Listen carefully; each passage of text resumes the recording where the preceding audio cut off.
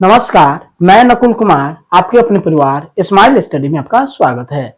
आज हम केमिस्ट्री का कुछ महत्वपूर्ण क्वेश्चन लेके आए हुए हैं जो आपके वन डे एग्जाम और स्टेट एग्जाम के लिए बहुत ही महत्वपूर्ण है।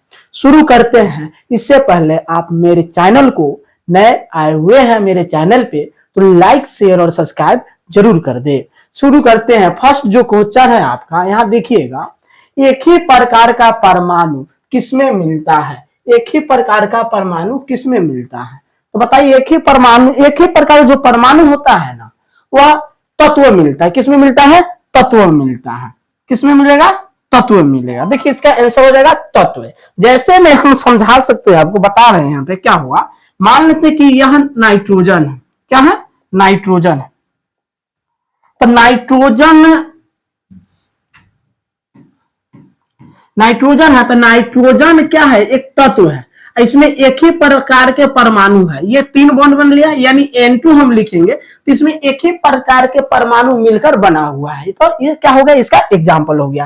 प्राकृतिक तत्व कुछ भी आ सकता है, O2 आ सकता है, H2 आ सकता है, ये सब इसके अंतर्गत आते हैं। चलिए अगला क्वेश्चन के बारे में हम जानते हैं। अगला क्वेश्चन है आपका कि वायु क्या है? तो वायु एक मिश्रण है। वायु किसका मिश्रण है? तो बहुत सारे गैसों का मिश्रण है। उसमें कार्बन डाइऑक्साइड हो गया, नाइट्रोजन हो गया, हाइड्रोजन हो गया और अन्य गैस इसमें मिश्रित होते हैं। तो क्या हो गया? इसके आंसर मिश्रण हो जाएंगे। ठीक है। अगला आपका क्वेश्चन है कि अमोनिया क्या है? तो अमोनिया आप देखिए एक यौगिक है। क्या है? यौगिक है, जिसका सूत्र क्या होता है? इसका सूत्र होता है NH3 होता है। क्या है? NH3 होता है। क्या होता है? NH3 होता है। इसका सूत्र क्या होता है? NH3 होता है। चलिए इसका आंसर हम देख लेते हैं क्या होता है। तो एक रासायनिक यौगिक है। क्या है? रासायनिक यौगिक है। अगला क्वेश्चन आपका है कि हीरा है। तो हीरा क्या है? तो हीरा एक आपका तत्व है।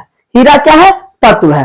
और ऐसे बहुत सारे तत्व हैं जो आपके लिए महत्वपूर्ण है, जिसमें हम बताए हैं कि नाइट्रोजन हो गया, उसके बाद कार्बन डाइऑक्साइड हो गया, कार्बन हो गया, कार्बन डाइऑक्साइड गलत है। ठीक है। अगला क्वेश्चन है आपका, जल एक यौगिक है क्योंकि? तो देखिए, जल यौगिक कैसे है? तो जल यौगिक होने का कारण क्या है कि यह आपस में हाइड्रोजन और ऑक्सीजन यानी 2 अन्य तत्वों से मिलकर बना हुआ है। किससे बना हुआ है? 2 अन्य तत्वों से। देखिए, H हो गया और ऑक्सीजन हो गया, तो ये दोनों मिलेगा। तो यहां पर क्या होगा? हम कितना ले लेंगे? 2H ले लेंगे, H2 लेंगे, हाफ O2 लेंगे, तो क्या बन जाएगा आपका? H2O बन जाएगा। तो इससे क्या बनता है? आपका जल बनता है। ये क्या है? ये अलग तत्व है, ये अलग तत्व है। जब क्या हो, अलग अलग तत्वों से मिलकर कोई पदार्थ बनता है तो उसे हम क्या कहते हैं? यौगिक कहते हैं। चलिए इसका आंसर हम जान लेते हैं। इसका आंसर है, देखिए, इसमें एक रासायनिक बंधों से जुड़े हुए 2 भिन्न तत्व होते हैं। तो क्या होते हैं? 2 भिन्न भिन्न तत्वों से मिलकर ये बने होते हैं, इसलिए इसे क्या कहा जाता है? वायु, जल को यौगिक कहा जाता है।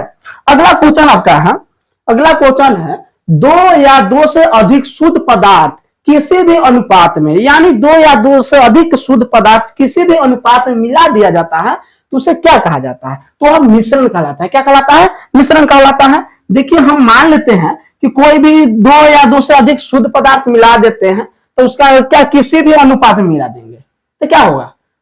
अब देखिए, यहां पर हम क्या ले लेते हैं? ऑक्सीजन ले लिए,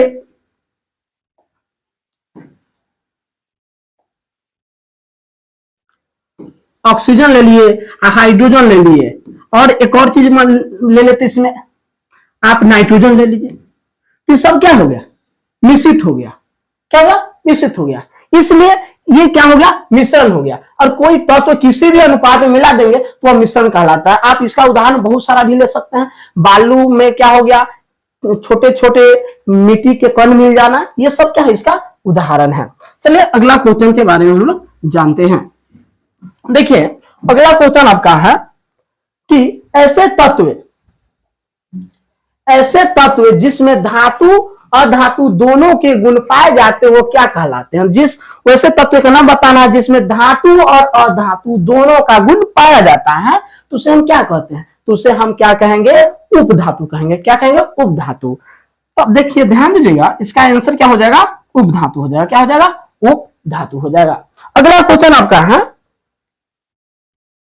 विरंजक चूर्ण है, तो विरंजक चूर्ण क्या है, तो याद रखिए विरंजक चूर्ण आपका यौगिक है। विरंजक चूर्ण क्या है, यौगिक है। आप यहां समझिएगा कोई भी अगर सिंगल है, क्या सिंगल है तो परमाणु होगा, अगर डबल है एक ही तत्व से मिलकर बना है तो अणु होगा, और एक से अधिक तत्वों के मिलकर बना है तो यौगिक होगा। जैसे हम एक एग्जांपल यहां देना चाहेंगे, जैसे यहां हो गया कैल्शियम कार्बोनेट का CaCO3 हो गया, या आप क्या कर सकते हैं CO3 हो गया, और आप और भी लिख सकते हैं H2 हो गया।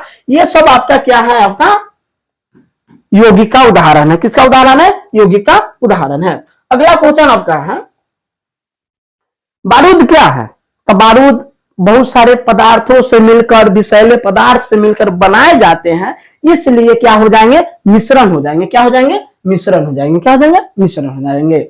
अगला क्वेश्चन आपका है कि परमाणु के नाभिक में कौन से कण होते हैं, तो परमाणु के नाभिक आप जानते हैं कि परमाणु के नाभिक में ये क्या हो गया आपका, प्लस हो गया।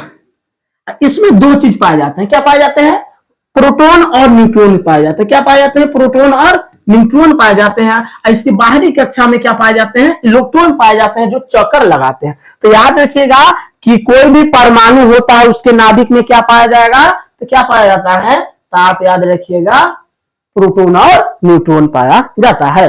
अगला क्वेश्चन आपका है एक इलेक्ट्रॉन पर कितना आवेश होता है, तो एक इलेक्ट्रॉन पर कितना आवेश होता है, 1.6 गुने 10⁻⁻⁹ कूलम होता है, और माइनस में होता है इसका आवेश। ठीक है। अगला क्वेश्चन है कि परमाणु विद्युतता होते हैं, तो परमाणु विद्युतता क्या होते हैं, तो याद रखिए परमाणु हमेशा विद्युतता उदासीन होते हैं। उदासीन होते हैं, क्या होते हैं, उदासीन होते हैं।